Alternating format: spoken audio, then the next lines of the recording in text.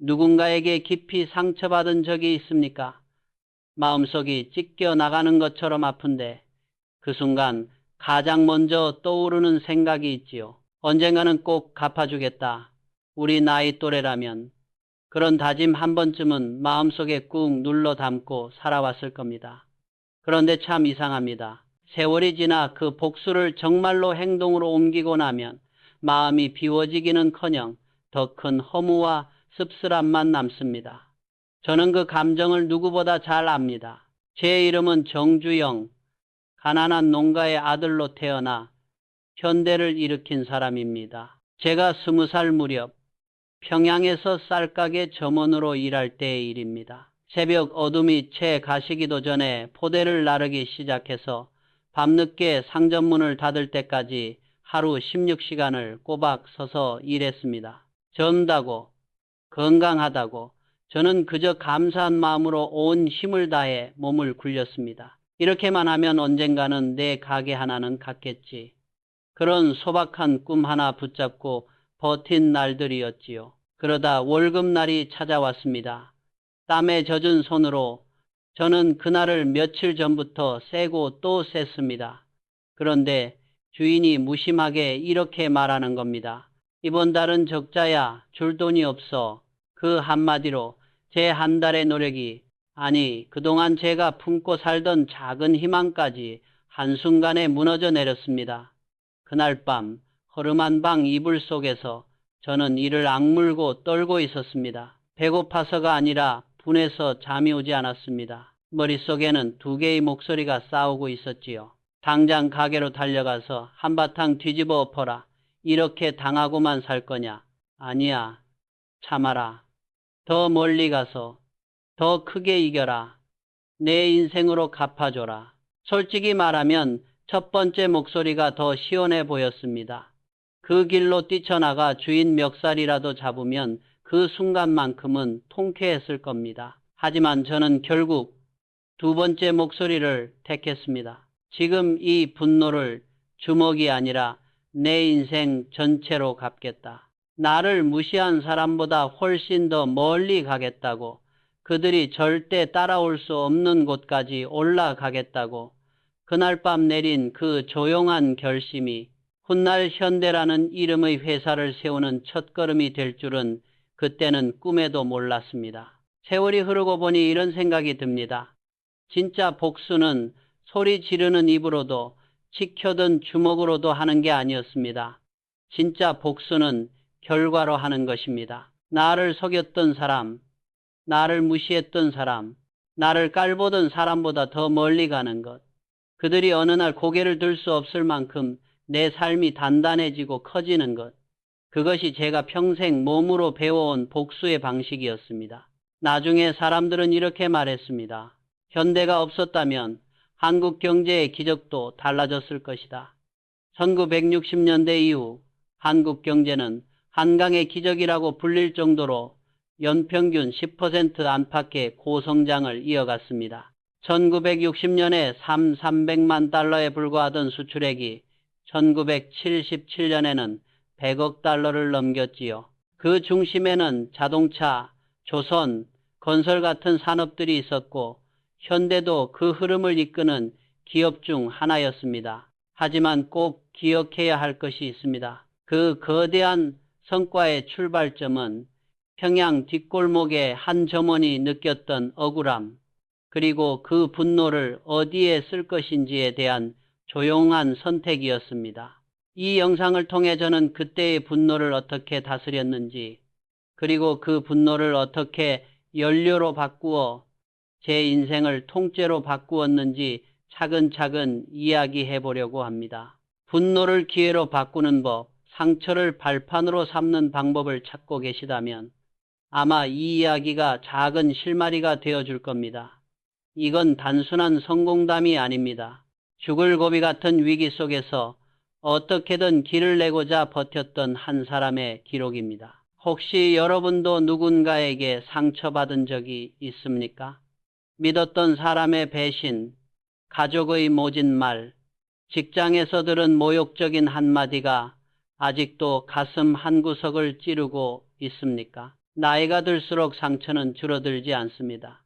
다만 겉으로 말하지 않을 뿐 마음속에는 오래된 흉터가 점점 더 쌓여갑니다. 우리 세대는 억울해도 참으라고 배웠고 속이 터져도 표현하지 않는 것이 미덕인 줄 알고 살아왔습니다. 그 대신 마음속 깊숙한 곳에 언젠가 반드시 갚아주겠다는 다짐을 조용히 숨겨두었지요. 그런데 여러분, 이렇게 한번 생각해 보십시오.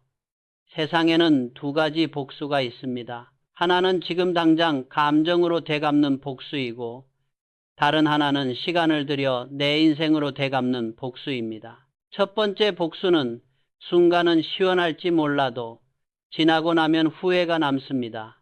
두 번째 복수는 시간이 오래 걸리고 외로울 때도 많지만 언젠가 뒤돌아보면 그래, 그 선택으로 참 잘했다는 생각이 듭니다. 저는 후자를 택했습니다. 심리학자들은 말합니다. 분노를 억지로 없애려 하기보다 방향을 바꾸어주는 것이 더 현명한 방법이라고. 화를 참기만 하면 언젠가 폭발하지만 그 에너지를 배움이나 일, 운동 같은 건설적인 곳에 쓰면 오히려 삶의 추진력이 된다고 하지요. 실제 연구에서도 분노를 동기부여로 잘 전환한 사람들이 그렇지 않은 사람들보다 직업과 건강, 인간관계에서 더 안정적이라는 결과가 보고됩니다. 이런 이야기를 뒤늦게 책에서 읽으며 저는 속으로 웃었습니다. 아, 나는 그걸 책이 아니라 몸으로 먼저 배웠구나. 젊은 시절 저는 이렇게 마음속으로 되뇌곤 했습니다. 분노를 쥔 손으로는 아무것도 잡을 수 없다. 손을 펴야 더 큰 것을 붙잡을 수 있다. 주먹을 쥐고 있으면 내 손에는 상처 준 사람만 남습니다. 하지만 그 손을 펴고 새로운 기회를 붙잡으면 언젠가 그 상처조차도 내 이야기를 빛내주는 재료가 됩니다. 평양 점원 시절의 그 다짐이 훗날 서울에서 자동차 수리점을 열고 또다시 현대라는 이름으로 건설과 조선 자동차 사업에 뛰어드는 첫삽이 되었습니다. 물론 그 과정이 쉬웠던 것은 아닙니다. 누군가는 저를 속였고 누군가는 제 등을 치고 떠났습니다. 누군가는 한국에서 그런 사업은 절대 안 된다며 코웃음을 쳤습니다. 그때마다 제 마음속에서는 다시 두 개의 목소리가 싸웠습니다. 지금 당장 따져 묻자는 목소리와 말 대신 결과로 보여주자는 목소리. 그리고 저는 매번 후자를 택했습니다. 그 선택이 쌓이고 쌓여 언젠가 저를 비웃던 사람들이 제 앞에 와서 고개를 숙이게 만들었습니다. 그 순간 저는 더욱 확신했습니다. 복수는 칼이 아니라 결과로 하는 것이라고. 지금 이 영상을 보고 계신 당신께 묻고 싶습니다. 당신에게도 그런 상처가 있습니까? 누군가의 말, 배신, 무시 때문에 마음이 찢어졌던 적이 있습니까? 그렇다면 그 상처를 억지로 잊으려 하지 마십시오. 상처는 지우는 것이 아니라 방향을 바꾸어 써야 하는 것입니다. 지금부터 우리가 함께 할 일은 단 하나입니다. 분노를 감정으로 갚지 않고 인생으로 갚는 연습을 시작하는 것. 이후 영상에서는 제가 실제로 분노를 견디고 이겨냈던 순간들, 그리고 그것이 어떻게 현대의 시작이 되었는지를 좀 더 구체적으로 나누려고 합니다. 조선소를 짓던 울산의 바닷가에서 세계 최대의 조선사가 되기까지 겪었던 수많은 비웃음과 의심, 그 속에서 제가 어떻게 마음을 붙잡았는지 하나씩 들려드리겠습니다. 오늘 이 이야기 속에서 단 한 문장이라도 마음에 남았다면 앞으로도 함께 걸어가 봅시다. 구독과 알림을 켜두시면 다음 영상에서 제가 실제로 분노를 넘어섰던 결정적인 순간들, 그리고 그때 배운 인생의 원칙들을 계속 나누겠습니다. 언젠가 당신의 상처도 분명 당신의 힘으로 바뀔 수 있습니다. 그 길을 지금부터 천천히 함께 걸어가 보지 않겠습니까? 분노는 가장 위험한 불입니다. 잠깐이라도 제어하지 못하면 인생 전체를 태워버립니다. 관계를 태우고 명예를 태우고 결국 스스로를 태워버리지요. 그래서 저는 평생 이렇게 마음에 새기며 살아왔습니다. 분노를 다스려라, 냉정을 지켜라. 이 한 문장이 제 인생의 방향을 바꾸어 놓았습니다. 1940년대 저는 서울에서 작은 자동차 수리점을 운영하고 있었습니다. 지금처럼 차가 흔하던 시절이 아니었습니다. 전쟁의 그림자가 짙고 물자도 부족하고 부품 하나 구하는데도 며칠씩 걸리던 때였습니다. 차를 가지고 오는 손님들 대부분은 먹고 살기 바쁜 사람들이었고 저 역시 하루를 버티기 버거운 형편이었지요. 그런 상황에서 일어났던 한 사건이 제 분노를 다루는 법을 완전히 바꿔 놓았습니다. 어느 날 한 손님이 차를 맡기고 갔습니다. 저는 밤늦게까지 깔판 위에 누워 기름때를 뒤집어 쓴 채 수리를 마쳤습니다. 부품을 아껴가며 어떻게든 비용을 줄이려고 애쓰면서도 그래도 일은 제대로 해야 한다는 생각으로 손을 놓지 않았죠. 그리고 약속한 날 차를 말끔히 고쳐 세워두었습니다. 그런데 그 손님이 와서 차를 가져가면서 이 한마디를 툭 던지고는 그냥 떠나버렸습니다. 지금 돈이 없으니 나중에 줄게. 그리고 그 나중은 끝내 오지 않았습니다. 며칠 뒤 더 황당한 일이 벌어졌습니다. 그 사람이 주변 사람들에게 이렇게 떠들고 다닌다는 이야기가 들려온 겁니다. 정주영, 그 사람 사기꾼이야. 제대로 고치지도 못하고 돈만 밝히더라. 그 말을 듣는 순간 제 안에서 피가 거꾸로 솟는 것 같았습니다. 내가 밤새워 일한 게 어디인데 누가 누구를 사기꾼이라고 해. 마음속에서 분노가 폭발했습니다. 그 사람 집으로 당장 달려가 따지고 큰 소리로 욕이라도 해야 직성이 풀릴 것 같았습니다. 하지만 저는 한참을 걸으면서 스스로에게 물었습니다. 지금 이 감정대로 움직이면 결국 누가 손해를 볼까? 정말로 이 싸움이 나를 키우는가? 아니면 나를 깎아내리는가? 그때 머릿속에 이런 생각이 떠올랐습니다. 지금 분노대로 움직이면 나는 그 사람보다 더 작은 인간이 된다. 내 분노를 증명하려다 내 품격을 잃을 수는 없다. 그렇게 생각하니 발걸음이 그 사람 집이 아니라 다시 공장으로 방향을 돌리기 시작했습니다. 공장으로 돌아와 저는 그날 밤 기름 냄새 나는 작업대에 홀로 앉았습니다. 그리고 종이와 연필을 꺼내 들었습니다. 화낼 시간에 뭐라도 남기자. 내 화를 시스템으로 바꾸자. 그렇게 만들어진 것이 고객 불만을 줄이기 위한 새로운 정비 매뉴얼이었습니다. 어떤 고장이 오면 어떻게 설명할 것인가? 수리 과정은 어떻게 공유할 것인가?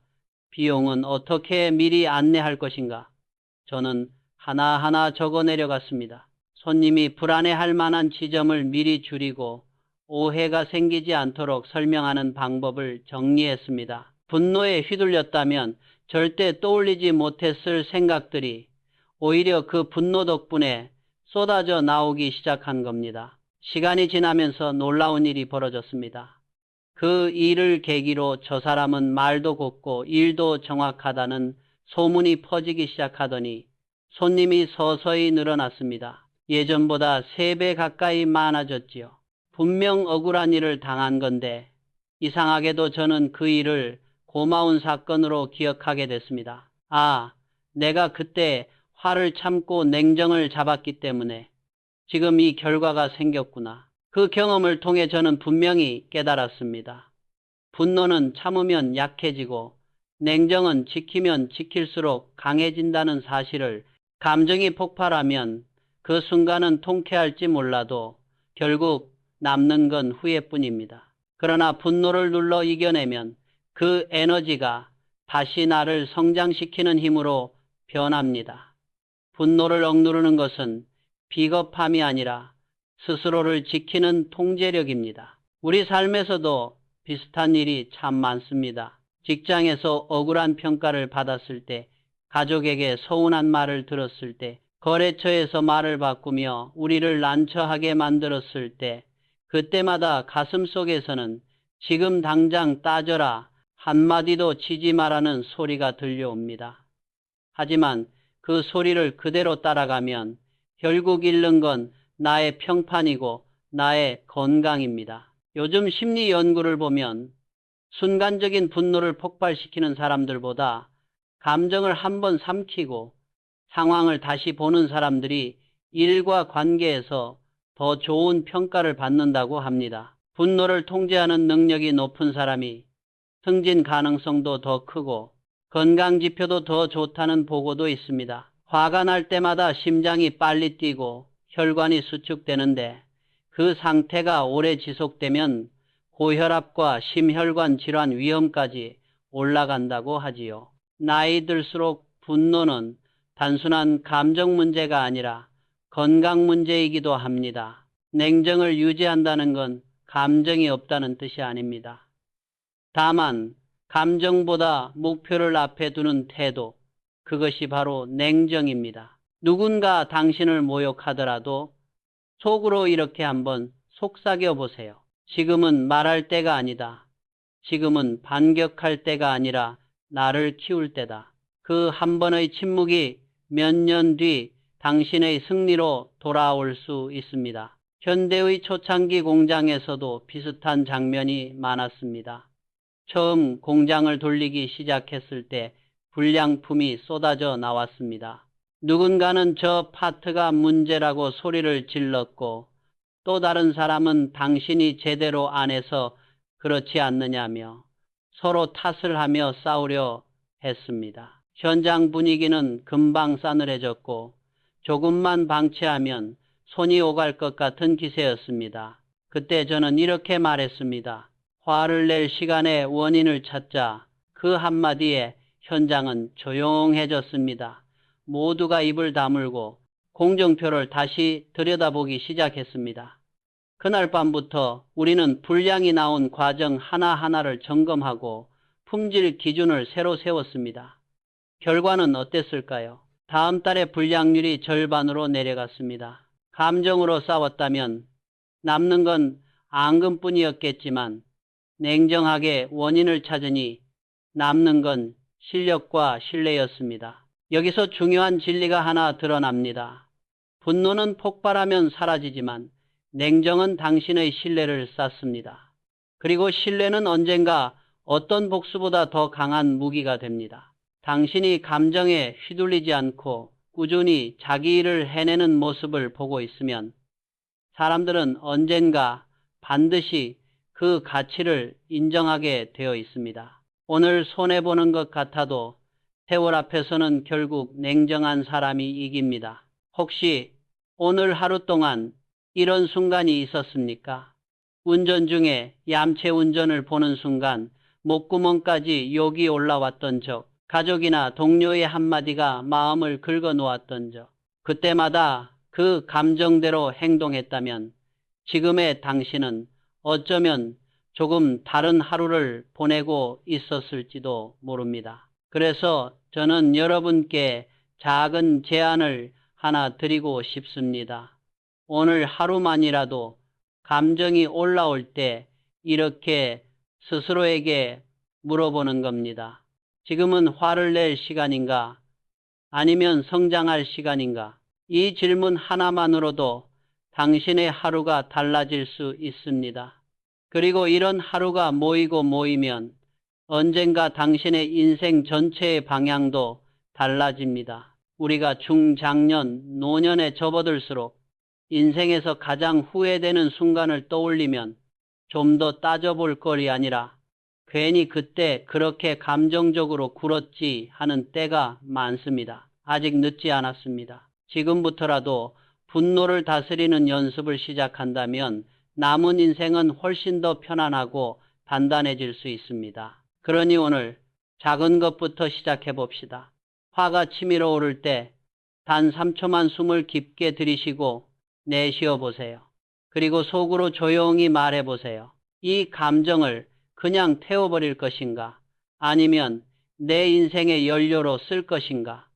그 작은 선택이 쌓이고 쌓여 언젠가 당신만의 조용한 승리로 돌아올 것입니다. 누군가가 나를 속였을 때, 억울함이 목까지 차오를 때, 분노를 다스리고 난 뒤에 해야 할 일은 무엇일까요? 저는 평생을 살면서 한 가지 답에 도달했습니다. 이제는 머리를 키울 시간이다. 지식과 지혜를 쌓아라. 이것이 진짜 복수를 완성하는 두 번째 단계였습니다. 저는 젊었을 때 변변한 학교 한 번 제대로 다니지 못했습니다. 책 한 권, 신문 한 장이 얼마나 귀한지 온몸으로 알던 세대입니다. 해방 직후만 해도 우리나라 성인 대부분이 글을 제대로 읽고 쓰지 못했습니다. 1945년 성인 문해율은 20% 남짓에 불과했고 글자를 모르는 사람이 훨씬 많았습니다. 그런 나라가 1970년이 되자 성인 대부분이 글을 읽고 쓸 수 있는 수준까지 올라섰고 1960년대에는 초등학교, 70년대에는 중학교, 80년대에는 고등학교까지 거의 모두가 다니는 나라가 되었습니다. 교육이 곧 나라의 운명을 바꾼다는 걸 우리는 실제로 경험한 세대입니다. 그런데 저는 그 흐름보다 조금 뒤에서 늘 배움에 목말라 있었습니다. 평양에서 점원으로 일할 때도 서울에서 수리점을 운영할 때도 마음 한구석에는 항상 이런 갈증이 있었습니다. 배우고 싶다. 세상이 어떻게 돌아가는지 알고 싶다. 그래서 서울에 올라온 뒤 저는 매일 새벽마다 신문을 빌려 읽었습니다. 돈이 없으니 구독은 엄두도 못 냈고 떡집이든 이발소든 어디 한 구석에서라도 신문을 잠깐 빌려보는 게 제 하루의 시작이었습니다. 경제기사, 기술기사, 세계 소식을 찾아 한 줄 한 줄 눈에 새겨 넣었습니다. 이해가 안 되면 밑줄을 그어 두었다가 나중에 아는 사람에게 묻고 또 물었습니다. 주변 사람들은 고개를 저었습니다. 정 사장, 사업하느라 바쁜 사람이 무슨 공부야. 그냥 돈이나 잘 벌면 됐지. 하지만 저는 속으로 이렇게 생각했습니다. 공부하지 않는 사업가는 결국 숫자에 속하고 사람에게 속한다.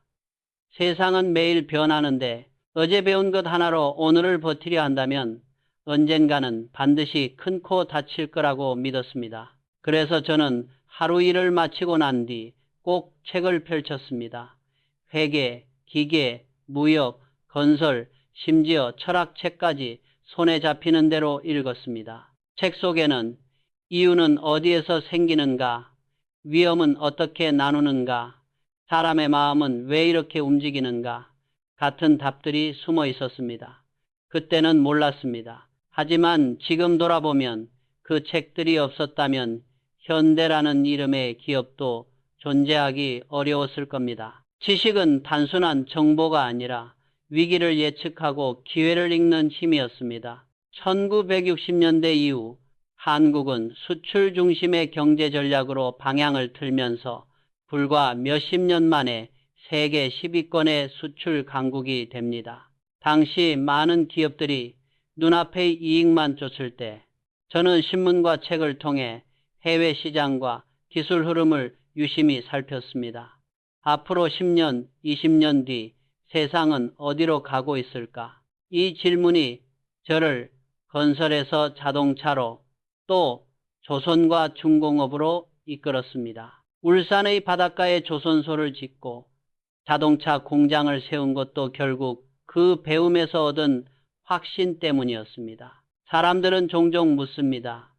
그건 운이 좋았던 거 아닙니까?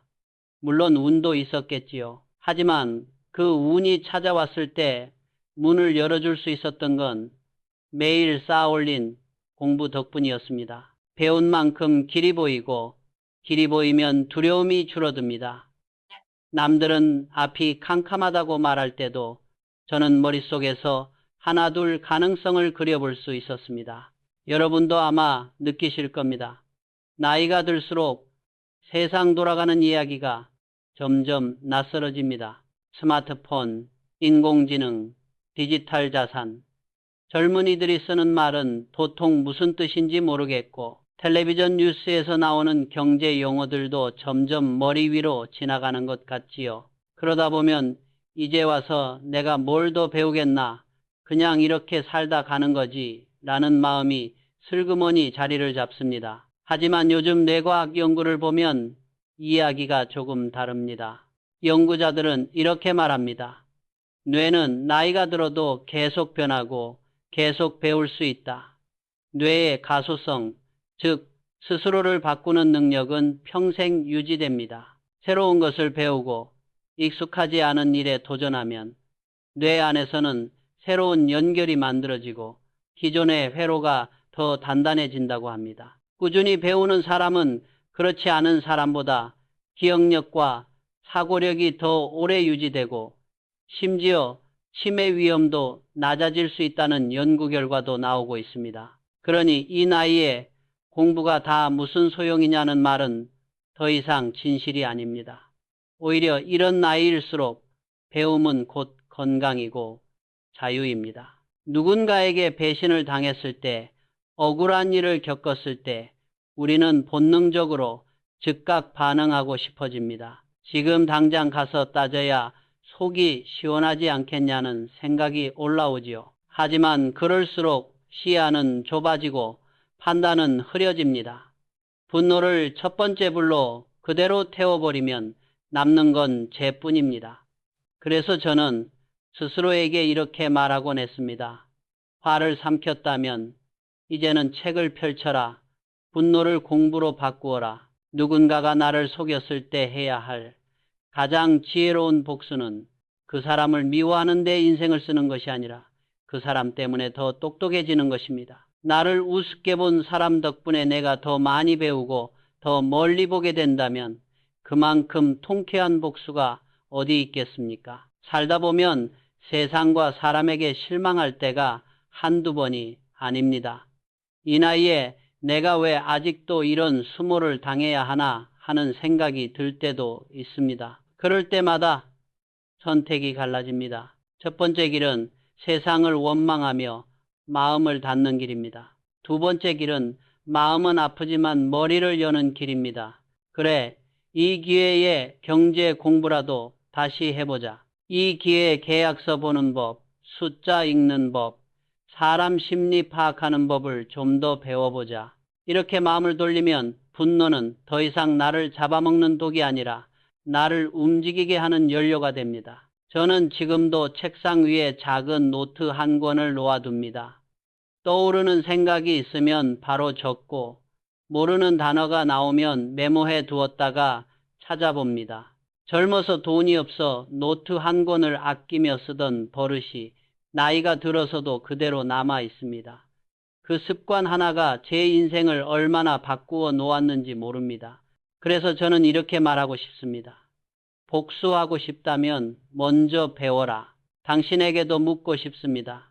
지금 당신이 느끼는 그 분노, 그 억울함, 그 에너지를 지식으로 바꿀 준비가 되어 있습니까? 하루에 단 10페이지라도 책을 읽고 새로운 기술을 배우고 세상 돌아가는 이야기를 이해하려는 사람은 언젠가 반드시 결과로 보답을 받습니다. 배운 사람은 복수를 두려워하지 않습니다. 왜냐하면 언젠가 그 배움이 내 삶의 결과로 드러날 것을 알기 때문입니다. 오늘 밤 혹시 마음이 답답하고 잠이 오지 않는다면 한 장의 책을 펼쳐보십시오. 마음속에서 우국 올라오는 감정을 그대로 품고 누워있기보다 그 에너지를 한 줄 한 줄 글자 위에 내려놓아 보십시오. 그 시간이 쌓이면 언젠가는 당신도 이렇게 말하게 될 겁니다. 그때 나를 속였던 사람 덕분에 내가 더 많이 배우게 되었다고. 그게 내 인생 최고의 복수였다고. 누군가에게 배신을 당하고 억울한 일을 겪으면 우리는 본능적으로 이렇게 생각합니다. 지금 당장 가서 따져야 한다. 이대로는 못 참겠다. 그런데 저는 인생을 살면서 정반대의 한 문장을 배웠습니다. 한 걸음 물러서 상황을 바라봐라. 이 말은 제 인생의 큰 위기마다 저를 살려준 말이었습니다. 1970년대 초 울산 조선소 건설 현장이 바로 그런 곳이었습니다. 그때 우리는 아무것도 없는 바닷가 모래사장 위에 세계에서 가장 큰 조선소를 짓겠다고 나선 사람들이었습니다. 1972년 3월 울산 미포만의 빈 해변에 첫 삽을 뜨고 시프야드와 초대형 유조선 두 척을 동시에 짓기 시작했습니다. 불과 2년 조금 넘는 1974년에 조선소 완공과 함께 26만 톤급 초대형 유조선을 인도하는 세계 조선 역사에서도 전례 없는 일을 해낸 것이지요. 하지만 그 화려한 결과만 보고 있으면 그 뒤에 있던 수많은 위기와 분노의 순간들은 보이지 않습니다. 공사를 시작하고 나니 예상치 못한 어려움이 밀려왔습니다. 자재는 제때 들어오지 않았고 노동자들 사이에서는 이 사업이 과연 끝까지 갈 수 있겠냐는 불만이 쌓였습니다. 해외 파트너들은 한국이 무슨 배를 짓느냐, 이건 실패할 사업이라며 비웃었습니다. 게다가 1970년대 중반 세계 조선업은 오일 쇼크와 경기 침체로 큰 타격을 받았습니다. 현대중공업도 설립 초기부터 수주 취소와 업황 악화로 심각한 위기를 겪었지요. 솔직히 말해서 저도 처음엔 분노가 치밀어 올랐습니다. 이게 다 누구 책임이냐? 왜 약속한 대로 자재를 보내지 않는 거냐? 왜 뒤에서 비웃기만 하느냐? 머릿속에는 누군가를 탓하고 싶은 얼굴들이 하나둘 떠올랐습니다. 하지만 그날 밤 저는 혼자 현장 옆 바닷가를 걸었습니다. 어두운 바다 위에 공사장 불빛이 흔들리고 있었고 멀리서 쇳소리와 사람들의 고함 소리가 섞여 들려왔습니다. 그때 저는 스스로에게 물었습니다. 지금 화를 내고 책임을 따지면 뭐가 달라지나? 정말 이 분노가 문제를 해결해 줄까? 답은 명확했습니다. 화를 낸다고 배가 더 빨리 지어지는 것도 아니고 자재가 더 빨리 도착하는 것도 아니었습니다. 결국 달라져야 할 것은 사람도 자재도 아닌 나의 시야였습니다. 그래서 저는 마음을 다잡고 한 발 물러서기로 했습니다.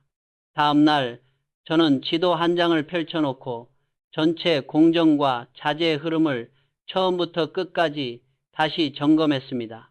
어느 순서에서 병목이 생기고 어느 단계에서 불필요한 대기가 길어지는지 사람들의 동선과 장비 배치까지 다시 그려보았습니다. 그제서야 보이지 않던 문제가 눈에 들어왔습니다. 문제는 누구가 아니라 순서에 있었습니다. 한 걸음 뒤로 물러나 보니 어제까지는 보이지 않던 해답이 조금씩 모습을 드러냈습니다. 공정 순서를 조정하고 자재 반입 동선을 바꾸고 작업팀 구성을 다시 짜자 현장이 서서히 안정되기 시작했습니다. 불만을 터뜨리던 사람들도 차츰 이를 따라오기 시작했고 공정은 다시 제자리를 찾아갔습니다. 그때 저는 아주 단순한 진리를 몸으로 배웠습니다. 멀리 보려면 먼저 멈춰야 한다. 한 걸음 물러서는 건 도망이 아니라 전략이다. 우리 삶에서도 이와 비슷한 순간들이 있습니다. 누군가에게 모욕적인 말을 들었을 때, 거래처에서 약속을 어겼을 때, 가족에게 상처되는 말을 들었을 때 우리는 즉시 반응하고 싶어집니다. 그 자리에서 맞받아치고 싶고 바로잡고 싶지요. 그러나 그럴수록 시야는 눈앞 몇 센티미터밖에 보이지 않게 됩니다. 심리학에서는 이런 상황에서 심리적 거리 두기라는 개념을 이야기합니다. 한 발짝 마음을 떼고 마치 제3자의 시선으로 상황을 바라보는 연습입니다. 최근 연구들에 따르면 이렇게 자신을 조금 떨어뜨려 바라보는 사람일수록 감정의 파도에 덜 휩쓸리고 더 합리적인 결정을 내릴 가능성이 높다고 합니다. 분노나 두려움 같은 강한 감정 속에서도 지금 내가 옆에서 나를 본다면 뭐라고 조언할까? 라고 스스로에게 물어보는 것만으로도 감정의 강도가 줄어들고 문제 해결 능력이 높아진다는 실험 결과도 있습니다. 저는 어려운 일을 겪을 때마다 이런 상상을 해보았습니다. 10년 뒤에 내가 지금의 나를 본다면 뭐라고 말할까? 아마 이렇게 말했겠지요. 지금은 조금 억울하고 화나겠지만 이 일도 결국 지나간다. 감정은 잠깐이고 선택은 오래 남는다. 감정을 먼저 세우지 말고 방향을 먼저 세워라. 1970년대 한국 조선업은 세계적으로도 쉽지 않은 환경 속에서 출발했습니다. 세계 조선 시장은 경기 침체와 과잉 공급으로 휘청거렸고 선박 발주도 크게 줄어들었습니다. 그럼에도 현대는 울산 조선소를 완공하고 기한 내에 초대형 유조선을 인도해 세계의 이목을 끌었습니다. 지금 돌아보면 그때 한 걸음 물러서 전체 판을 본 선택이 한국을 세계적인 조선 강국으로 이끈 시작이었습니다. 오늘날 한국 조선업은 오랫동안 세계 시장에서 30% 안팎의 점유율을 유지하며 고부가 가치 선박 분야에서 여전히 중요한 위치를 차지하고 있습니다. 우리 인생도 비슷합니다. 배신당했을 때, 억울한 말을 들었을 때 우리는 당장 반격하고 싶지만 그때 잠시 멈추는 연습이 필요합니다. 화가 치밀어 오를 때 이렇게 자신에게 물어보는 겁니다. 지금 당장 반응하는 게 나에게 이득인가? 아니면 하루를 두고 천천히 생각하는 게 나에게 이득인가? 한 걸음 물러서면 감정과 나 사이에 작은 공간이 생깁니다.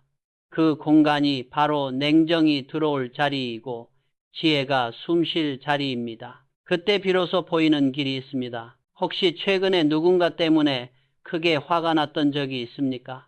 그 감정이 끌어오를 때 잠시라도 한 걸음 뒤로 물러서 본 적이 있습니까? 대부분의 사람들은 그럴 여유가 어디 있느냐고 말합니다. 그러나 아이러니하게도 바로 그 한 발자국의 여유가 인생을 바꾸는 경우가 많습니다. 우리가 나이 들수록 진짜 후회되는 장면을 떠올려 보면 이렇습니다. 그때 왜 그렇게 즉시 말해버렸을까?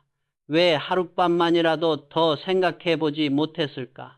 이미 지나간 말은 도로 주워 담을 수 없습니다. 하지만 앞으로 나올 말은 잠시 멈추면 얼마든지 바꿀 수 있습니다. 그래서 저는 이렇게 정리하고 싶습니다. 복수를 꿈꾼다면 감정보다 먼저 해야 할 일이 있습니다. 바로 전략을 세우는 일입니다.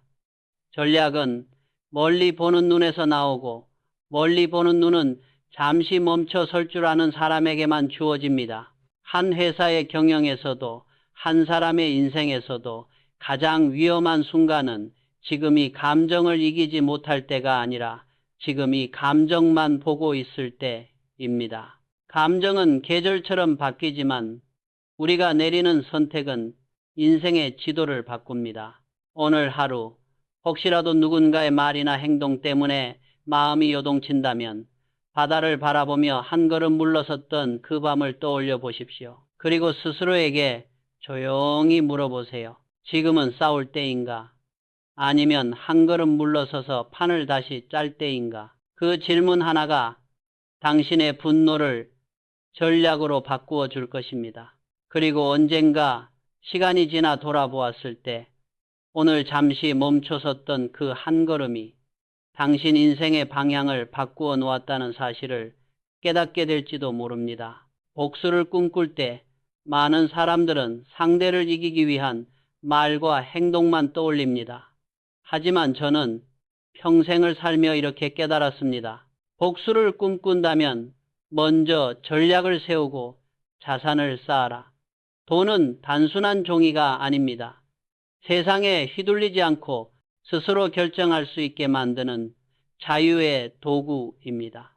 돈이 없으면 억울해도 말 한마디 제대로 못할 때가 많습니다. 반대로 최소한의 여유가 있으면 감정에 휘둘리지 않고 한 번 더 생각할 여유가 생깁니다. 저는 가난한 농가의 장남으로 태어났습니다. 어릴 적부터 한 푼이 천금이라는 것을 온몸으로 배웠습니다. 평양에서 점원으로 일할 때도 밥 한 끼를 굶더라도 노트와 연필을 사는데 돈을 썼습니다. 그 습관은 서울에 올라와서도 변하지 않았습니다. 수리점을 운영할 때, 또 현대건설을 세우기 전 저는 늘 방 한 칸짜리에서 살았습니다. 낡은 책상 하나, 밥상 하나, 그리고 장부 한 권. 그 장부에는 단 한 줄도 대충 적힌 것이 없었습니다. 오늘 들어온 돈, 오늘 나간 돈, 그 단순한 기록이 저를 살리고 회사를 지키는 기둥이 되었습니다. 1960년대 한국 경제는 지금과는 비교도 할 수 없을 만큼 불안정했습니다. 1960년 1인당 국민소득은 100달러 남짓에 불과했고 세계에서 가장 가난한 나라 중 하나로 꼽혔습니다. 그러나 1960년대 후반부터 수출 중심 공업화가 본격적으로 시작되면서 기업들은 앞다투어 공장을 늘리고 사업을 확장하기 시작했습니다. 이런 시기에 많은 회사들이 무리한 투자를 했다가 자금난과 부도로 무너졌습니다. 그때 저는 확신했습니다.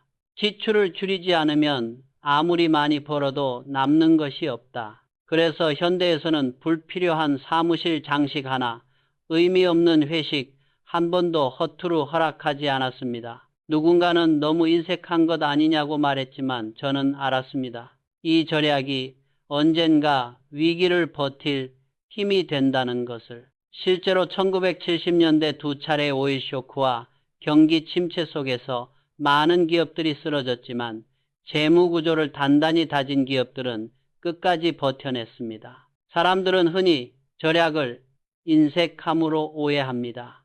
하지만 진짜 절약은 아끼는 것이 아니라 지켜내는 것입니다. 감정적으로 쓰는 돈은 복수의 기회를 줄이고 의식적으로 모은 돈은 당신의 냉정을 지켜줍니다. 통장 잔고가 바닥을 치면 작은 말 한마디에도 예민해지고 사소한 일에도 마음이 흔들리기 쉽습니다. 반대로 최소한의 비상금이 있으면 상대의 무례에 굳이 즉시 반응하지 않고 웃어 넘길 여유도 생깁니다. 한 번은 이런 일이 있었습니다. 회사의 한 임원이 회사 돈을 함부로 쓰고 난 뒤 이렇게 말했습니다. 회사를 위해 쓴 돈입니다. 그날 저는 단호하게 말했습니다. 회사를 위하는 길은 쓰는 것이 아니라 남기는 것이다. 그 후 현대에서는 모든 원가는 반드시 기록하라는 원칙을 세웠습니다. 작은 부품 하나, 작은 출장비 하나라도 장부 밖으로 나가는 일이 없도록 했습니다. 그 원칙이 수십 년이 지나도 회사의 뼈대가 되어 주었습니다. 우리 삶도 마찬가지입니다. 복수를 하려면 냉정을 잃지 말아야 합니다. 그리고 냉정을 지키는 가장 확실한 방법이 바로 돈입니다. 통장에 여유가 있으면 마음에도 어느 정도의 여유가 생깁니다. 반대로 재정이 불안하면 작은 자극에도 쉽게 흔들립니다. 돈은 욕심의 도구이기 전에 마음이 버틸 수 있게 해주는 버팀목입니다. 경제학자들은 가계의 비상자금이 심리적 안정에 미치는 영향을 자주 연구합니다. 여러 조사에서 3, 6개월치 생활비 정도의 비상자금을 가진 사람들은 그렇지 않은 사람들보다 스트레스 수준이 낮고 예상치 못한 위기 상황에서도 더 침착하게 대응하는 경향이 있다고 합니다. 중장년층에게는 의료비, 자녀 문제, 은퇴 준비 등 갑작스러운 지출이 많습니다.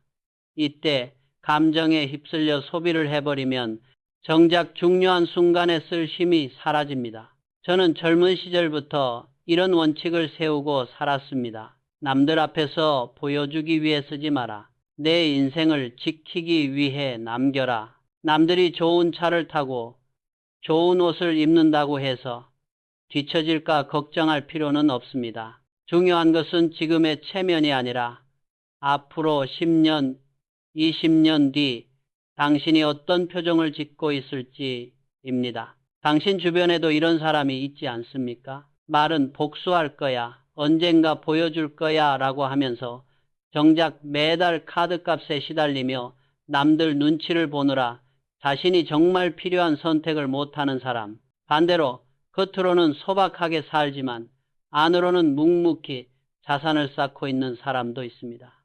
시간이 지나면 어느 쪽이 더 단단한 삶을 살게 될까요? 나는 나를 속인 사람에게 한 방 먹이겠다고 허세를 부리지만 통장 잔고는 비어 있고 당장 다음 달 생활비도 불안하다면 그 분노는 결국 나를 더 초라하게 만들 뿐입니다. 반대로 말없이 지출을 줄이고 하나둘 자산을 쌓아가는 사람은 어느 순간부터 남의 말에 흔들리지 않게 됩니다.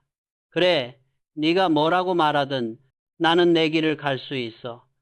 이 말이 가능해지는 순간이 바로 진짜 자유입니다. 그래서 저는 이렇게 묻고 싶습니다. 지금 당신의 통장에 있는 돈이 당신의 분노보다 강합니까? 만약 아직 그렇지 않다면 오늘부터 작은 실천을 시작해 보십시오. 불필요한 지출을 하루에 1,000원이라도 줄이는 것. 감정이 올라올 때마다 충동구매 대신 통장을 한 번 더 들여다보는 것.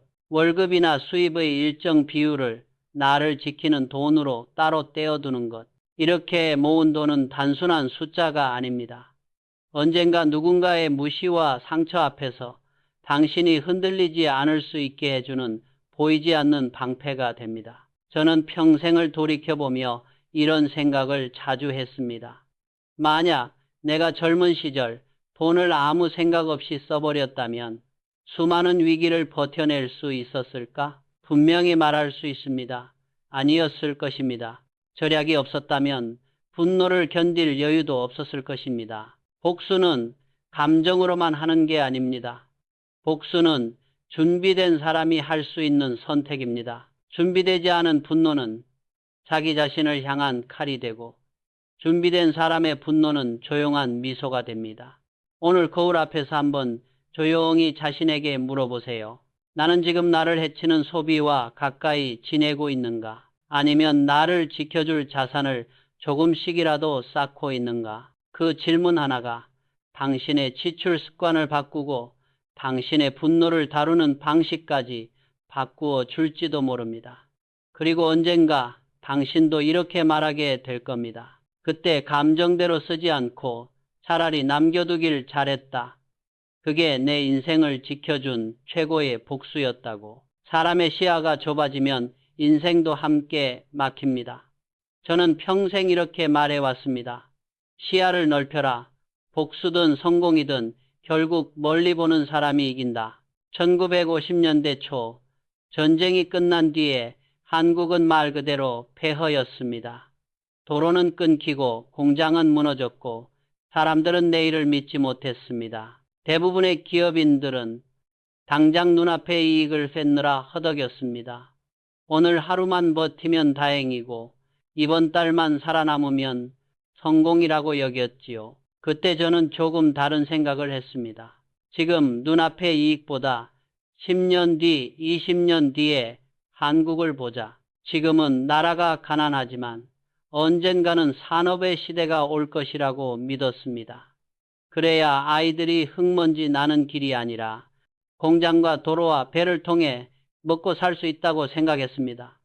그 믿음 하나로 저는 건설 현장에서 기술자들과 밤을 새웠습니다. 도로를 닦고 다리를 놓고 건물을 올리면서도 늘 머릿속에는 이런 생각이 있었습니다. 이 길은 단지 오늘의 공사가 아니라 내일의 나라를 여는 길이다. 시야의 차이가 결국 현대를 만들었습니다. 1970년대 제가 조선소 사업을 시작하겠다고 했을 때 거의 모든 사람이 말렸습니다. 한국에서 배를 만들겠다고요. 그건 일본이나 하는 일이지 우리나라에서는 불가능합니다. 그 말들은 어쩌면 현실적인 판단이었을지도 모릅니다.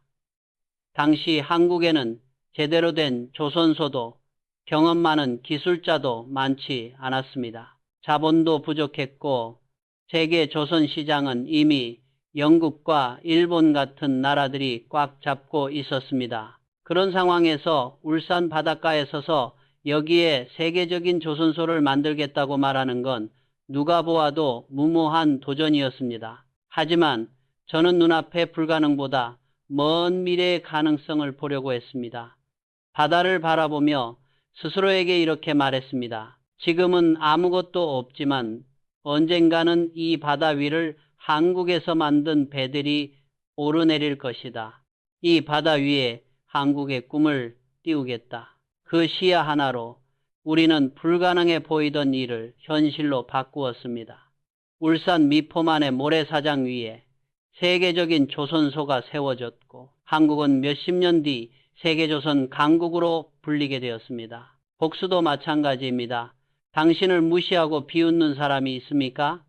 당신이 뭘 할 수 있겠냐고, 그 나이에 뭘 또 시작하겠냐고 말하는 사람이 있습니까? 그 사람에게 감정적으로 대응하고 싶은 마음이 올라올 겁니다. 하지만 그 순간 이렇게 생각해 보십시오. 이 싸움은 지금 여기서 끝나는 싸움이 아니다. 내 인생 전체에서 보면 작은 한 장면일 뿐이다. 나는 이 한 장면에 매달릴 것인가? 아니면 전체 이야기를 바꿀 것인가? 시야를 넓힌다는 것은 오늘의 분노를 내일의 가능성 위에 올려놓는 일입니다. 그 사람에게 당장 소리치고 싶은 마음을 꾹 눌러두고 몇 년 뒤 그 사람의 입을 다물게 할 결과를 떠올려 보는 것입니다. 오늘의 말다툼에서 이기기보다 인생의 판을 바꾸는 쪽을 선택하는 것이지요. 시야가 좁은 사람은 이렇게 말합니다. 지금 바로 여기서 내가 이겨야 해.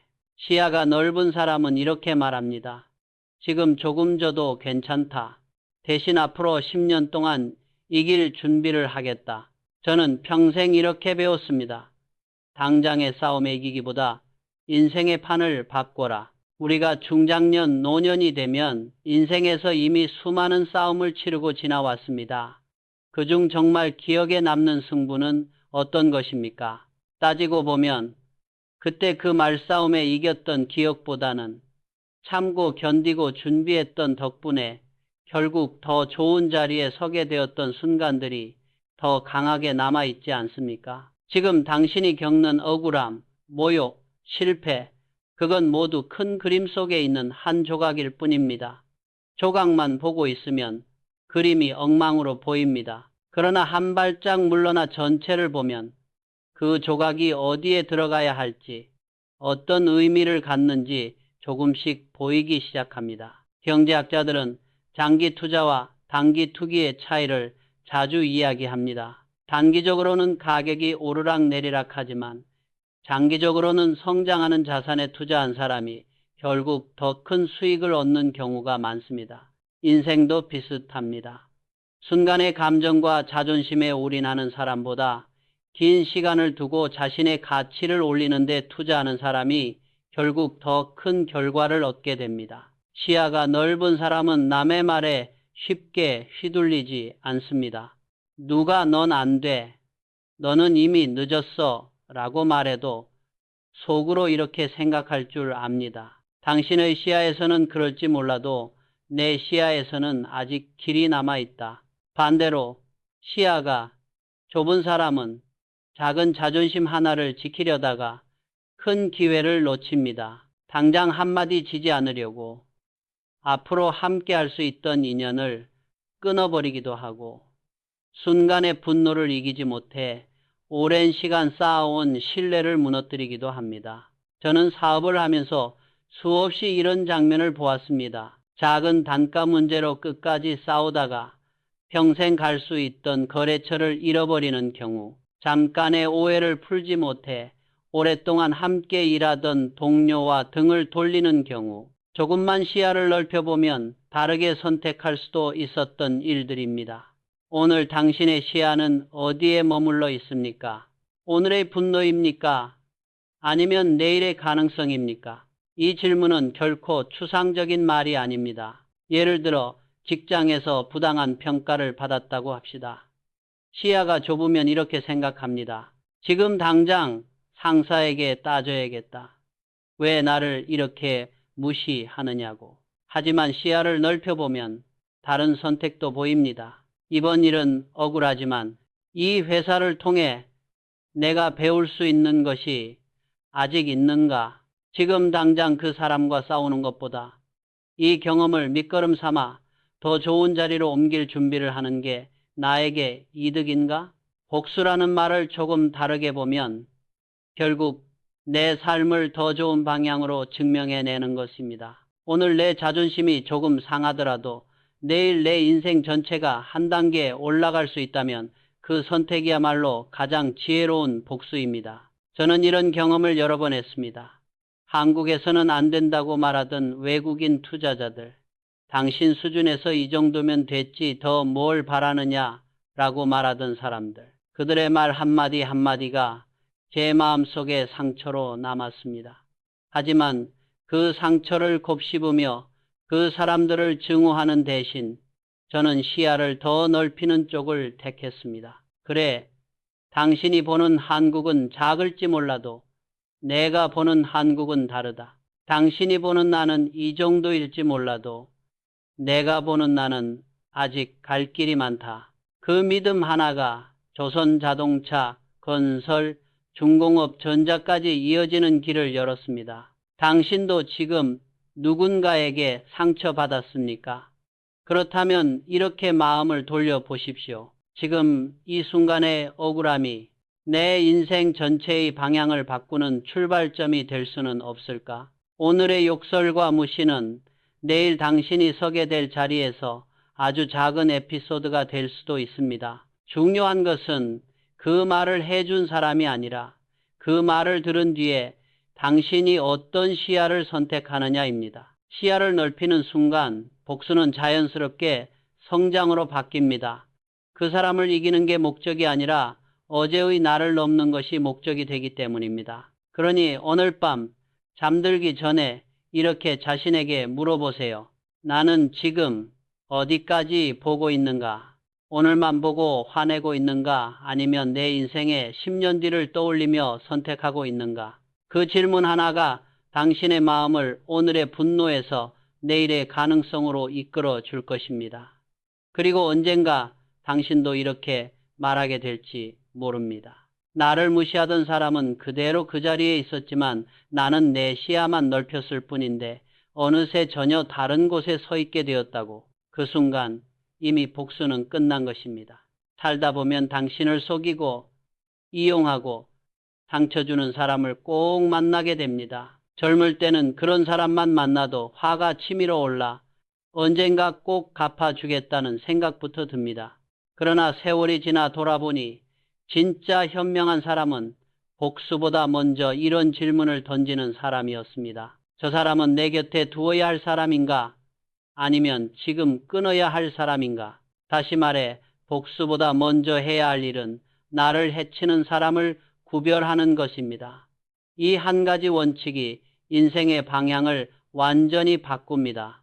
현대를 세우는 동안 저는 수많은 사람들을 만났습니다. 공사 현장의 인부에서부터 해외 투자자, 엔지니어, 임원까지 정말 다양한 성격의 사람들과 부딪히며 살았습니다. 어떤 이는 어려울 때 조용히 손을 내밀어 주었고 어떤 이는 성공이 가까워지자 살짝 뒤로 물러났습니다. 또 어떤 이는 내 앞에서는 웃지만 뒤에서는 조직을 서서히 썩게 만드는 사람이기도 했습니다. 그래서 저는 늘 스스로에게 물었습니다. 이 사람은 끝까지 함께 가야 할 사람인가? 아니면 지금 여기에서 잘라야 할 사람인가? 1960년대 현대건설이 막 성장하던 시절의 일입니다.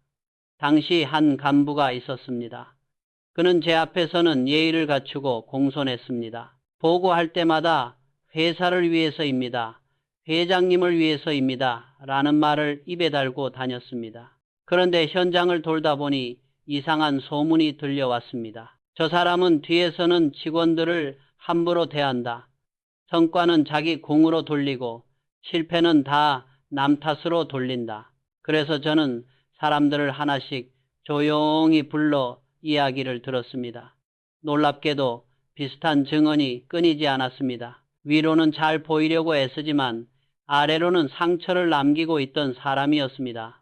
그때 저는 확실히 알았습니다. 말과 행동이 다른 사람은 언젠가 회사를 안에서부터 무너뜨린다. 저는 결국 그를 내보내기로 결정했습니다.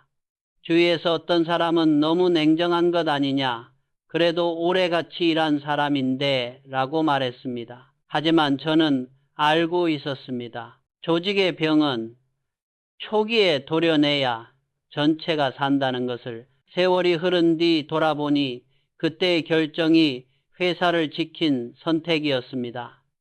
사람 하나를 아끼다가 수많은 사람들의 마음과 회사의 미래를 잃을 수는 없었습니다. 저는 평생을 살며 이렇게 정리하게 되었습니다. 세상에는 절대 곁에 두면 안 되는 사람이 세 부류 있습니다. 첫째, 남을 깎아내려야만 자신이 올라간다고 믿는 사람. 둘째, 말은 앞서지만 행동이 따라가지 않는 사람. 셋째, 자기 생각만 옳다고 믿고 남을 억누르는 사람.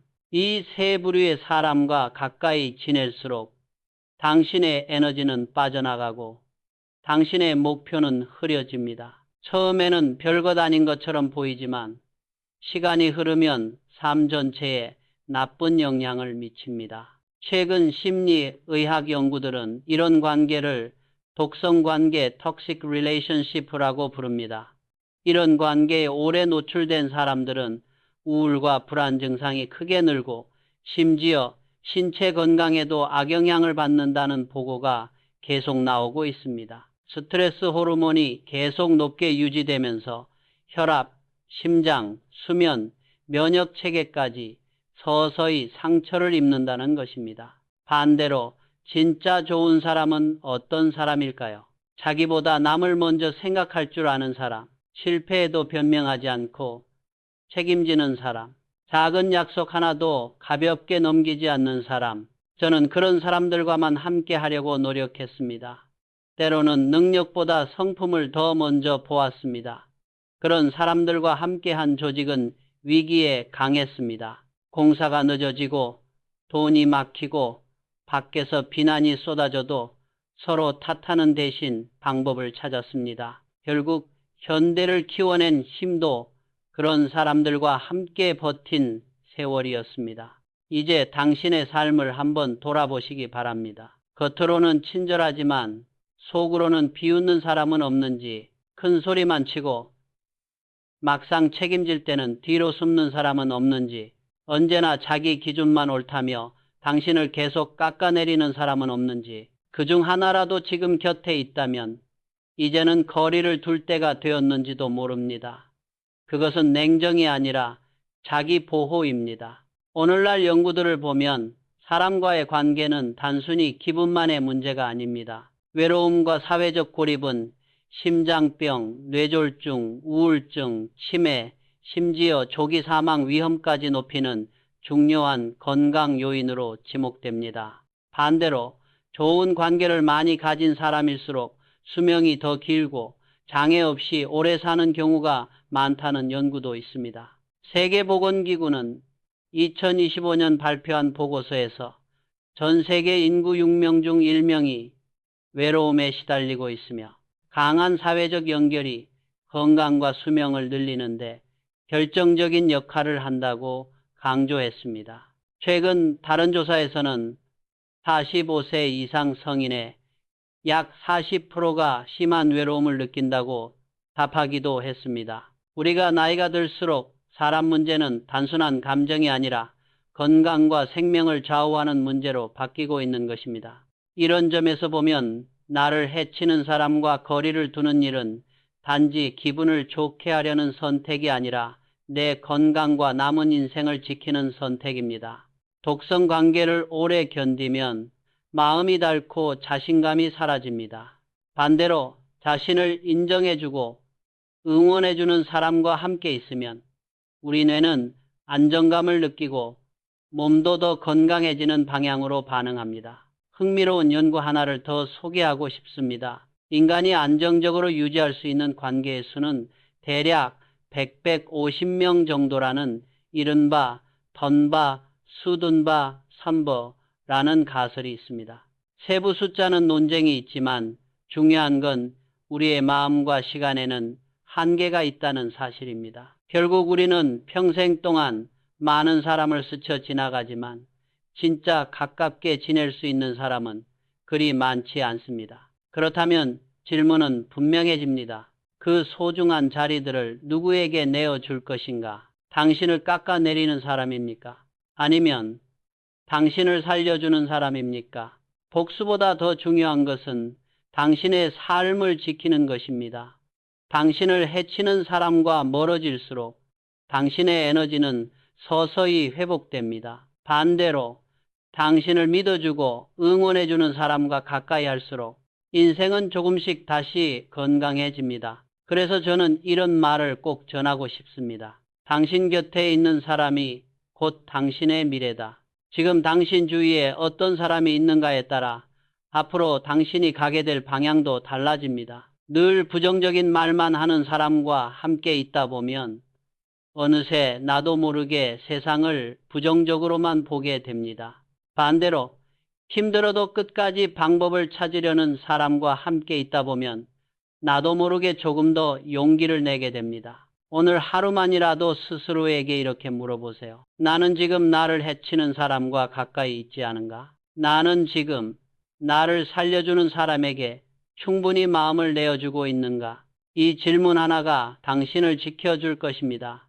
나를 상처 준 사람에게 어떻게 복수할지 계산하기 전에 먼저 그 사람이 내 인생에서 차지할 자리를 줄이는 것, 그것이야말로 가장 현명한 첫 복수입니다. 그리고 남겨진 자리에는 당신을 믿어주는 사람, 함께 웃을 수 있는 사람, 함께 늙어갈 수 있는 사람을 초대하십시오. 그렇게 주변이 바뀌는 순간 이미 당신의 인생은 다른 방향으로 움직이기 시작한 것입니다. 세상을 살다 보면 우리를 무시하고 약보고 상처 주는 사람들을 꼭 만나게 됩니다.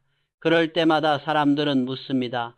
도대체 어떻게 하면 그 사람에게 갚아줄 수 있을까? 젊을 때에 저 역시 그랬습니다. 평양 쌀가게 점원으로 일할 때, 서울에서 수리점을 막 시작했을 때 사람들은 이렇게 말했습니다. 배운 것도 가진 것도 없는 네가 뭘 하겠냐? 기계나 만지는 사람이 무슨 사업을 하겠어? 그 말들은 농담처럼 들리기도 했지만 제 가슴에는 칼처럼 박혔습니다. 하지만 저는 오래 고민한 끝에 이런 결론에 도달했습니다. 진짜 복수란 그 사람의 인생을 망가뜨리는 것이 아니라 내 인생을 더 나은 모습으로 바꾸는 것이라고. 그들의 조롱과 멸시가 더 이상 나를 끌어내리는 돌덩이가 아니라 오히려 나를 위로 밀어 올리는 디딤돌이 되게 만드는 것. 그게 제가 평생 믿고 살아온 복수의 방식이었습니다. 젊은 시절 저는 낮에는 온몸이 부서져라 일했습니다. 밤에는 책을 읽고 새로운 일을 꿈꾸었습니다. 실패하면 다시 일어나고 문전박대를 당하면 새로운 문을 두드렸습니다. 어느 날 문득 돌아보니 예전에 제게 네가 뭘 하겠냐고 웃던 사람들은 그대로 그 자리에 남아 있었고 저는 그들이 상상하지 못했던 자리에서 그들을 내려다보고 있었습니다. 그때 저는 마음속으로 조용히 이렇게 말했습니다. 내가 당신들을 증오해서 여기까지 온 것이 아니라 당신들이 던진 말 덕분에 여기까지 왔습니다. 우리나라의 역사도 어쩌면 비슷합니다. 1960년 한국의 1인당 국내 총생산 GDP는 1영달러 남짓에 불과했습니다. 세계 평균에도 훨씬 못 미치는 지구상에서 가장 가난한 나라 중 하나였습니다. 그러나 수십 년이 흐른 지금 한국의 1인당 GDP는 34,000달러를 넘어섰고 세계 평균을 훌쩍 뛰어넘는 수준이 되었습니다. 전쟁과 가난, 굴욕을 겪었던 나라가 이제는 세계가 주목하는 산업국가가 된 것입니다. 어떤 의미에서 보면 이것도 한 시대 전체가 함께 이뤄낸 복수입니다. 우리를 약소국, 가난한 나라로만 보던 시선에 대한 가장 조용하지만 강력한 대답이지요. 개인의 인생도 다르지 않습니다. 심리학에서는 큰 상처와 위기를 겪은 뒤 오히려 이전보다 더 성장하는 현상을 외상 후 성장 Post-Traumatic Growth이라고 부릅니다. 연구에 따르면 큰 어려움을 겪은 후에 어떤 사람들은 인간관계가 더 깊어지고 삶의 의미에 대한 이해가 깊어지며 새로운 기회를 찾는 능력이 커진다고 합니다. 물론 상처가 사라지는 것은 아닙니다. 다만 그 상처를 끌어안고도 이전과는 다른 자신으로 다시 서는 힘이 생기는 것입니다. 중요한 것은 우리가 그 상처를 어떻게 바라보느냐입니다. 첫째, 상처를 핑계로 삼을 것인가? 둘째, 상처를 출발점으로 삼을 것인가? 어떤 사람은 이렇게 말합니다. 그때 그 사람이 나를 무시하지만 않았어도 내 인생은 달라졌을 거야. 그리고 평생 그 한 사람, 그 한 사건을 붙잡고 살아갑니다. 하지만 또 어떤 사람은 이렇게 다짐합니다. 그래, 그 말이 아팠다. 그렇지만 그 상처 때문에 내가 더 강해질 수도 있지 않을까? 저는 후자를 택했습니다. 일본 기업인들과의 협상 자리에서도 그랬습니다. 한국은 기술도 자본도 부족하다. 당신이 해낼 리 없다라는 말을 들었을 때 저는 조용히 웃으며 이렇게 말했습니다. 해봤어? 그 한마디는 젊은 객기가 아니라 수없이 넘어지고 다시 일어나며 쌓인 확신에서 나온 말이었습니다. 그들은 불가능을 말했지만 저는 도전으로 답했습니다. 그 결과 한국은 세계적인 조선 강국이 되었고 현대는 그 중심에 서게 되었습니다. 이것이야말로 가장 확실한 복수가 아니겠습니까? 누군가의 멸시를 원동력으로 삼아 그들이 감히 부정할 수 없는 성과를 내는 것 말입니다. 오늘 이 영상을 보고 계신 당신께 묻고 싶습니다. 지금 당신의 마음속에는 누가 살고 있습니까? 나를 무시했던 상사, 나를 배신했던 친구, 나를 괄시했던 친척, 그 사람들의 얼굴이 아직도 자주 떠오르나요? 그렇다면 한번 이렇게 질문해 보십시오. 내가 지금까지 쏟아온 이 감정과 시간, 이걸 그 사람을 미워하는 데 쓰는 게 나에게 이득인가? 아니면 나를 키우는 데 쓰는 게 나에게 이득인가? 연구들을 보면 과거 상처에 집착하며 분노를 반복해서 떠올리는 사람일수록 우울과 불안, 신체 증상까지 더 많이 겪는다고 합니다. 반대로 상처를 인정하되 그 경험에서 의미와 교훈을 찾으려는 사람들은 삶의 만족도와 관계 만족도가 더 높은 것으로 나타납니다. 상처 자체보다 그 상처를 해석하는 방식이 인생의 방향을 바꾸는 셈입니다. 진짜 복수는 상대를 무너뜨리는 데서 끝나지 않습니다. 상대를 무너뜨리고 나면 그 다음은 무엇이 남을까요? 공허함과 허무만 남는 경우가 많습니다. 그러나 내 인생을 더 건강하게, 더 단단하게, 더 의미 있게 만드는 복수는 오래갑니다. 그건 당신의 이름, 당신의 표정, 당신의 하루하루가 증명해 주기 때문입니다. 혹시 누군가가 오늘도 당신을 얕보고 있습니까? 그 나이에 뭘 새로 해? 이제 그냥 편히 살아. 당신이 뭘 더 바꾸겠어? 이런 말을 들으면 마음이 쿡 찌르지요. 그럴 때 조용히 웃으며 속으로 이렇게 말해 보십시오. 지금은 네가 웃지만 언젠가는 내가 웃는다. 이 말은 상대를 저주하겠다는 뜻이 아닙니다. 오히려 나 자신에게 건네는 다짐입니다. 나는 이 상처를 핑계로 삼지 않겠다. 이 상처 때문에 더 성장하겠다는 선언입니다. 우리 세대는 이미 많은 것을 견뎌왔습니다. 전쟁, 가난, IMF, 여러 번의 경제 위기, 가족과 자녀 문제, 건강 문제까지 몸에는 흉터가 남고 마음에도 흉터가 남았습니다. 그러나 연구자들은 말합니다.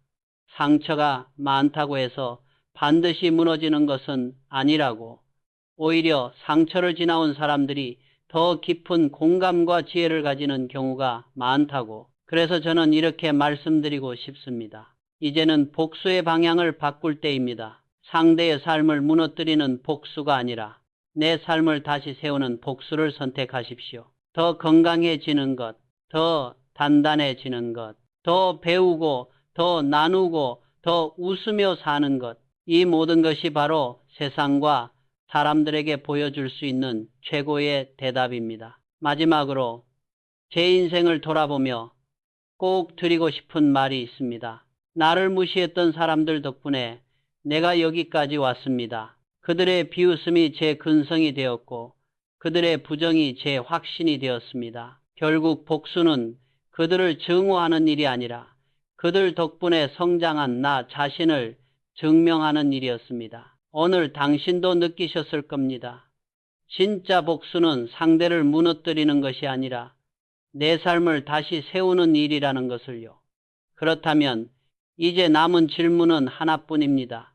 나는 오늘 내 삶을 더 나은 방향으로 바꾸는 복수를 시작하고 있는가? 그 질문에 예라고 대답할 수 있다면 이미 절반은 이긴 것입니다. 나머지 절반은 지금부터 당신이 내딛는 한 걸음 한 걸음 속에 달려 있습니다. 이제 여기까지 이야기를 들으셨다면 아마 마음속으로 이런 느낌이 조금은 드셨을 겁니다. 진짜 복수는 상대를 무너뜨리는 게 아니라 내 삶을 다시 세우는 일이구나. 저 정주행은 평생 수많은 상처와 멸시를 받았습니다. 그러나 그 감정 속에 갇혀 살지 않았습니다. 분노를 그대로 끌어안고 살아갔다면 아마 중간에 지쳐 쓰러졌을 겁니다. 저는 그 분노를 도전과 성취의 에너지로 바꾸려고 발버둥 쳤습니다. 사람들은 종종 저에게 물었습니다. 어떻게 그렇게 많은 실패를 겪고도 버틸 수 있었습니까? 저는 웃으며 이렇게 대답하곤 했습니다. 화낼 시간에 다시 시작했기 때문이지요. 이 말은 멋있는 문장이 아니라 제 삶의 실제 모습이었습니다. 계약이 깨지고 공사가 중단되고 은행이 돈을 빌려주지 않겠다고 돌아섰을 때 저도 사람인지라 속으로는 분노와 불안이 치밀어 올랐습니다. 하지만 결국 선택은 하나였습니다. 발을 낼 것인가 아니면 다시 시작할 것인가. 그래서 저는 제 나름의 복수의 과정을 정리하게 되었습니다. 첫째, 분노를 다스리고 냉정을 유지하는 것. 둘째, 지식과 지혜를 쌓는 것. 셋째, 한 걸음 물러서 시야를 넓히는 것. 넷째, 나를 해치는 사람과 거리를 두는 것. 다섯째, 자산과 실력을 쌓아 흔들리지 않는 기반을 만드는 것.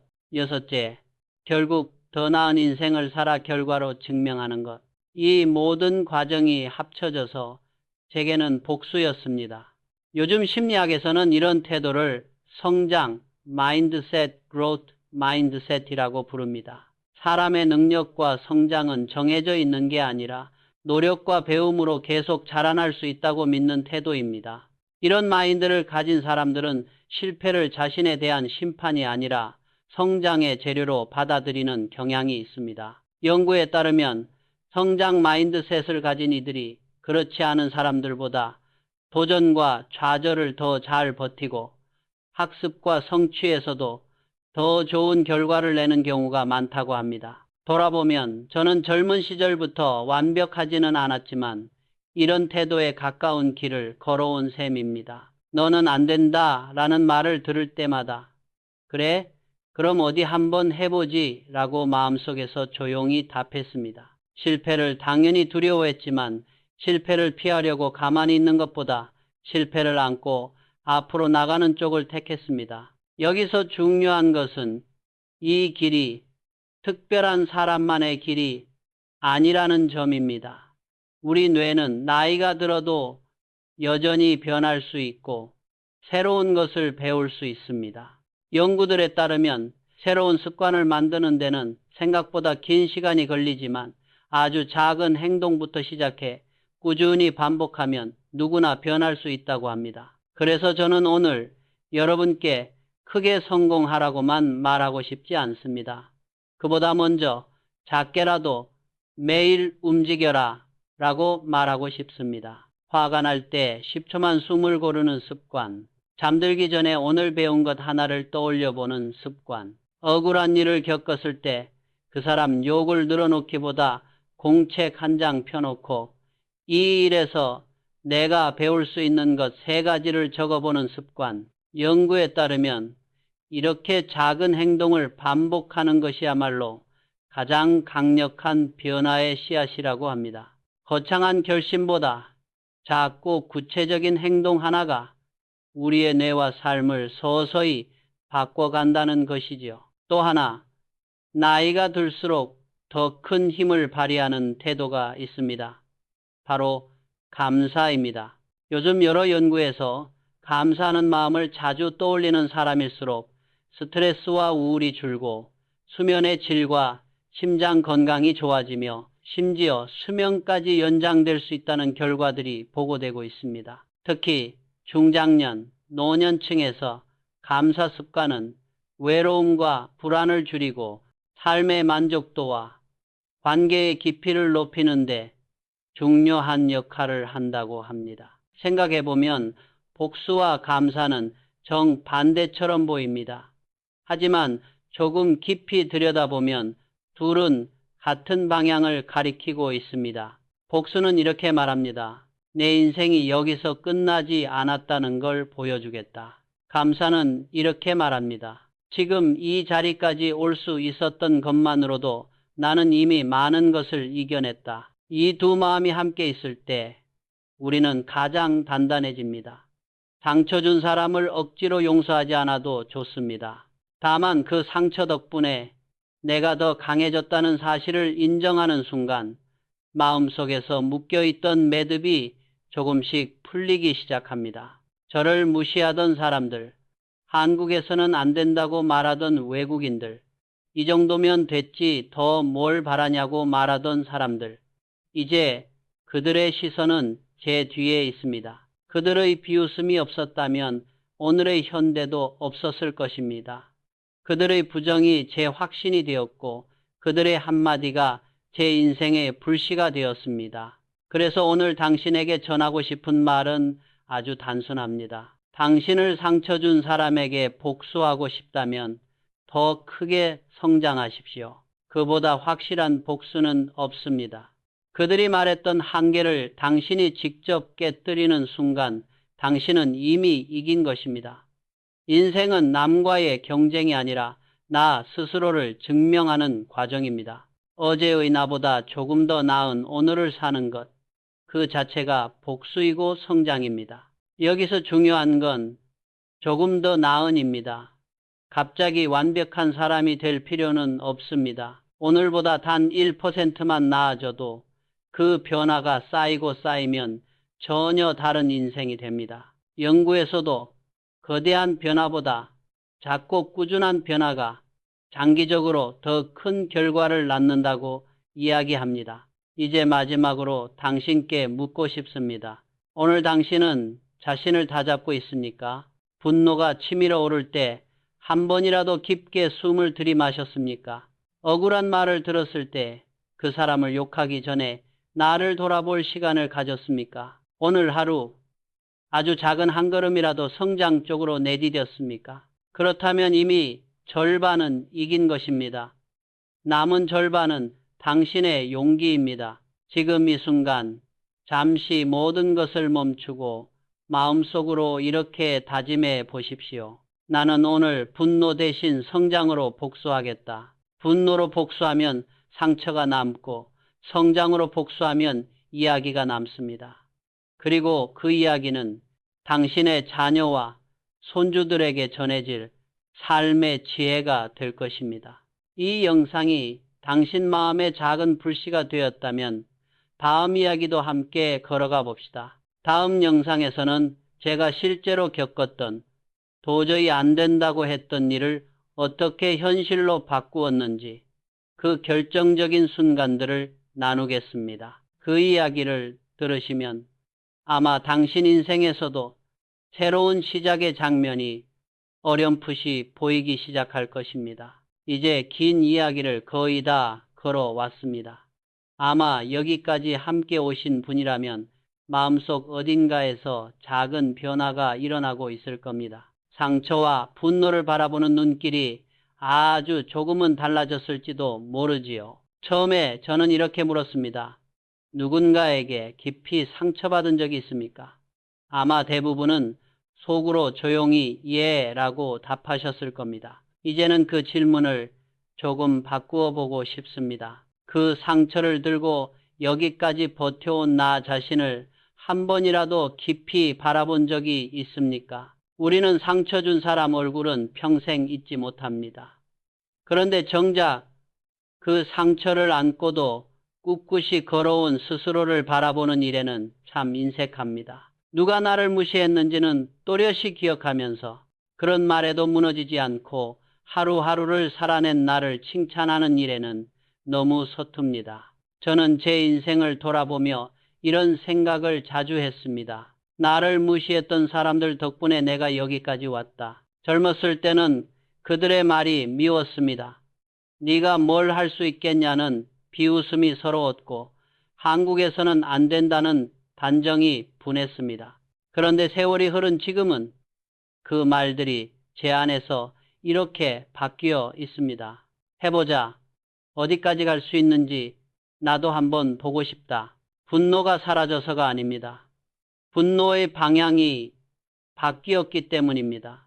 처음에는 상처 준 사람을 향해 있던 화살이 어느 순간부터는 미래를 향해 날아가기 시작했습니다. 그 순간 복수는 증오가 아니라 증명이 되었습니다. 지금 이 영상을 보고 계신 당신도 마찬가지입니다. 누군가의 무시와 배신, 억울한 말 한마디 때문에 밤잠을 설친 적이 분명히 있을 겁니다. 어떤 상처는 아직도 가슴에 그대로 남아 생각만 해도 눈물이 맺힐지도 모릅니다. 그런데 잘 생각해 보십시오. 그 상처를 안고도 여기까지 살아온 당신은 이미 수많은 싸움에서 이겨온 사람입니다.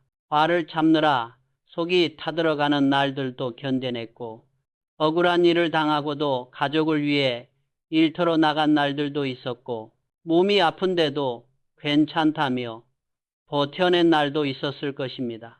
남들은 몰라도 당신은 알고 있습니다.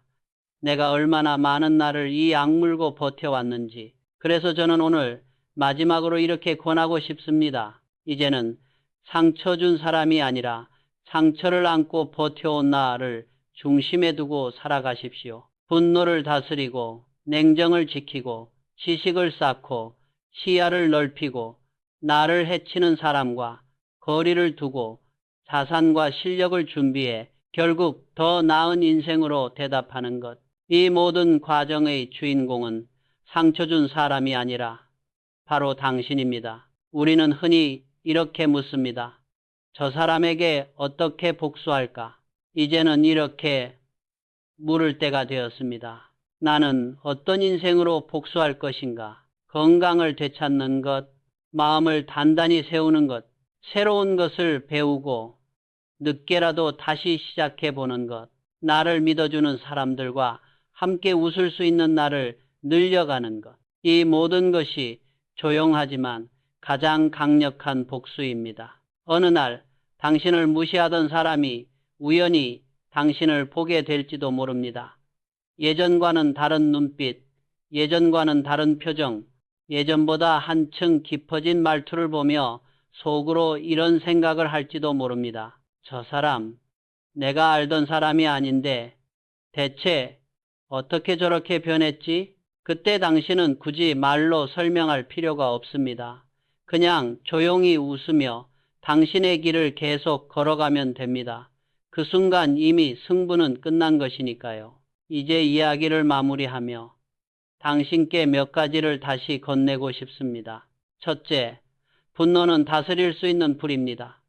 불을 잘 다루면 집을 덮이지만 방치하면 집을 태웁니다. 당신의 분노를 집을 태우는 난로로 쓸 것인지 집을 태우는 불길로 만들 것인지는 오늘의 선택에 달려 있습니다. 둘째, 상처는 지워야 할 흠이 아니라 방향을 바꾸어야 할 에너지입니다. 왜 나에게 이런 일이? 라는 질문 대신 이 일로부터 무엇을 배울 수 있을까?